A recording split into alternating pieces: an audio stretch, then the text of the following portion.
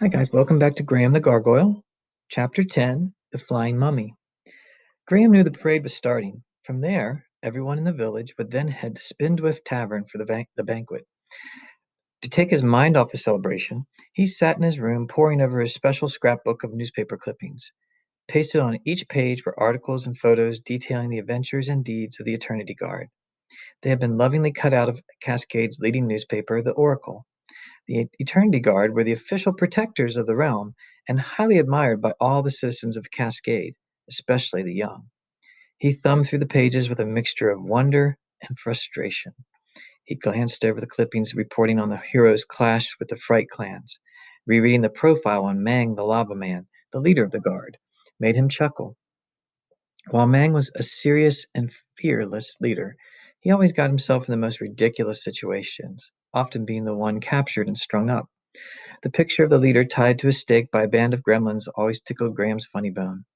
Articles on the Night of the Scorpions, the Poseidon Adventure, and the Goblin Gauntlet were all highlighted in yellow, indicating an adventure where his hero, the Flying Mummy, had single handedly outwitted the villains in question. The Pharaoh was a standout not only to Graham, he was easily the most popular of the bunch, with Gleba, the Morphine Maiden, a close second. Now his opportunity to meet the mummy had been taken away. Bloor would be filling in for him and was bringing Milan along to boot. It hurt to know the pretty gargoyle had been using him. Deep down, he had known she was manipulating him, but she was hard to resist. While he wasn't girl crazy like some of his classmates, he was starting to enjoy their attention. Milan, despite being a year younger, had taken advantage of that. Floyd's bad side would show tonight. It had to. Graham didn't know if the bully even had a good side. He'd never seen it. The mummy would sniff out Blord's weak character all too quickly. The bully wouldn't fool the hero. That's what Graham hoped, at least. It would serve the gargoyle right to be ignored by the flying mummy, even with his choice seating. He closed the scrapbook and returned it to its place of honor on his top shelf. He was supposed to stay in his room all night. His parents and Flynn were at the parade and would soon be at the banquet.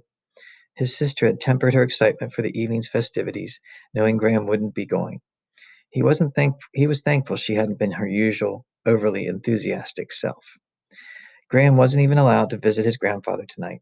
This had not sat well with the old gargoyle who had raised his voice at Graham's father over the matter. The pepper accusation had not made sense to his grandfather. He had scoffed at the idea that his grandson would do such a thing. It was one of the few times the older gargoyle had raised his voice to Graham's father.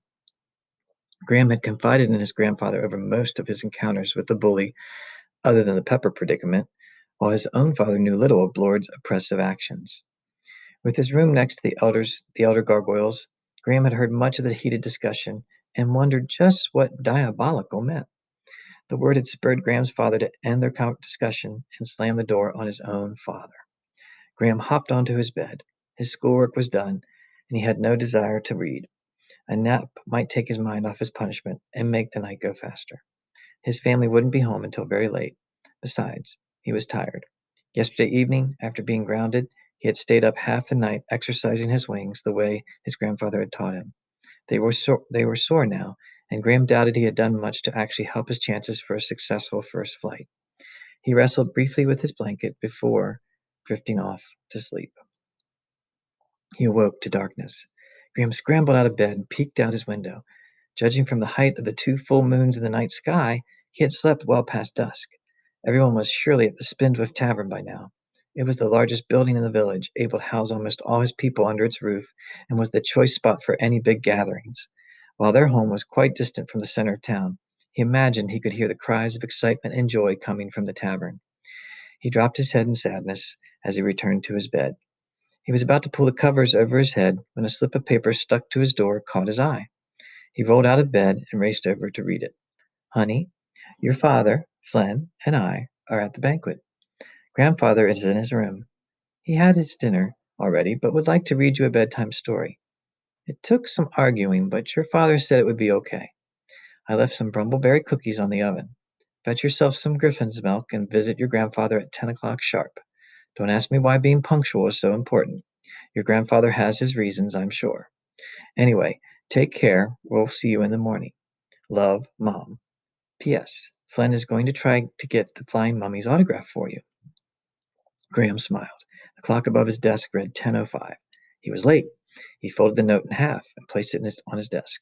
He dashed to the kitchen, grabbed a handful of cookies and 2 cups of Griffin's milk, and made his way back to his grandfather's room. His grandfather's door was cracked open slightly. He was about to push it open farther when he heard hushed voices. Graham peeked inside. His grandfather sat up in bed, looking even more tired and stiffer than usual. He was talking to somebody standing over by the window. The door wasn't open wide enough for Graham to see who it was. He had a bad angle. Don't think I can. I know it'll disappoint him, but I'm going to have to cross over tomorrow night. His grandfather's eyes were limp with sadness as he held his gaze on the unseen visitor. A deep, gravelly voice that had almost an ageless quality replied, "You should tell him. He has a right to know and give you a proper goodbye." "No, he has enough to worry about with his first flight. I would rather tonight be our last time together. Your presence will make this so memorable for him." Graham's grandfather choked out the last sentence. "I suspect you are the one large in his heart, not me." Graham's eyes welled up. His grandfather was going to cross over without telling him? How dare he? Graham was about to barge in and tell the older Gargoyle there was no way he would let him cross, no way he need ever leave, but was frozen in place by what he heard next. His grandfather said, "It's the honorable thing to do. You must see that. It'll be easier for him." "That may be, but sometimes one should offer support rather than shelter." The hidden visitor stepped into view. Distinguished bandages covered him from head to toe. An elegant headpiece, complete with his trademark serpent crown, adorned his head. Graham stumbled backwards, shocked at the visitor's identity. The flying mummy was in his home, and knew his grandfather? Before he had time to ponder this striking turn of events, the mummy reached for the door. "He's late. How about I go retrieve the boy?" Graham had just enough time to see his grandfather nod before the door opened. He took 2 steps back toward the kitchen. If he could make it look like he had just approached the door, maybe they wouldn't know he had been eavesdropping. It wouldn't do to have his grandfather know him as a snoop. He shuffled forward, doing his best to act surprised at the door's opening. Clinging tightly to the Brumbleberry cookies and milk, he attempted to look his most convincing. His eyes went wide as he displayed his best look of astonishment. "What?" The flying mummy stepped into the hall and peered at Graham. "Oh, he's right out here." Did he suspect Graham had overheard their conversation? It was hard to read any expression on the mummy's face. All he could see were his glowing red eyes and a little bit of the pharaoh's cheeks. The rest was wrapped tight. Graham stammered genuinely, "It's you." The flying mummy chuckled, his laugh velvety and smooth. "I should hope so.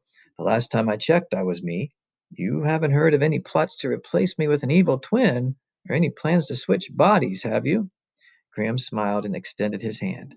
"It's an honor to meet you, sir." The mummy bowed gracefully before shaking his hand.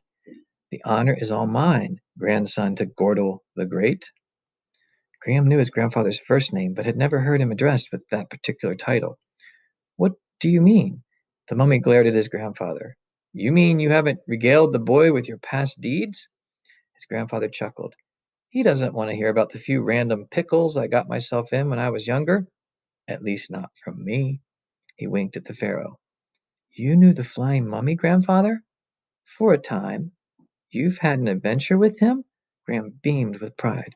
"Several, although most were truly more along the lines of misadventures. Come sit up here with me." He patted the mattress by his side and nodded at the mummy. "We have a special guest storyteller tonight. I hope that's okay with you." "Uh-huh." Graham placed the cookies and milk on the side table, climbed up into the bed, and slipped under his grandfather's arm. It was heavier than he remembered. The flying mummy swept his arms up majestically. "Tonight's story is the honest truth. It is a tale of a gargoyle most heroic. It is an epic where I am a secondary character, a sidekick to Gordle the Great." Graham grinned and burrowed closer to his grandfather. The mummy continued, "I call this dangerous tale of valor. I was the groom of Medusa. Thank goodness my best man had enough sense to go both deaf and blind at just the right moment." His grandfather's eyes twinkled lovingly and knowingly at Graham. Amidst squeals of delight and joy, the flying mummy spun his elaborate and heroic yarn. And so there's chapter 10. I hope you guys enjoyed that. And we'll be back next week with chapters 11 and 12.